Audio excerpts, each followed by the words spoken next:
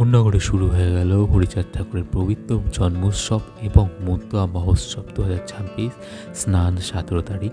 এই মহোৎসব শুধু একটি মেলা নয়, এটি একটি বিশ্বাস, ভক্তি এবং ঐতিহ্যের এক বিশাল মিলন ক্ষেত্র, যাকে বলা হয় মতুয়া মহামেলা।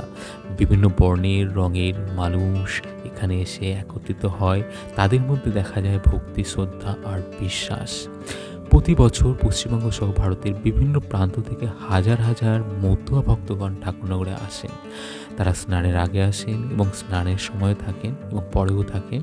শুধু ভারতবর্ষ নয়, ভারতবর্ষের বাইরে থেকে অন্যান্য দেশ থেকেও প্রচুর ভক্তগণ আসেন এখানে সারা রাত চলে নাম সংকীর্তন, ধর্মীয় আচার আর ভক্তদের অগাধ শ্রদ্ধা, বিশ্বাস এবং ভক্তি আপনি এখানে দেখতে পাবেন। দূর দূরান্ত থেকে যে সমস্ত ভক্তগণ আসছেন তাদের জন্য বলবো যে তাদের জন্য থাকার ব্যবস্থা এবং ভোগ প্রসাদের ব্যবস্থা করা হয়েছে। ট্রেনে করে আপনারা বনগাঁ বা শিয়ালদা থেকে ঠাকুরনগর স্টেশনে আসবেন।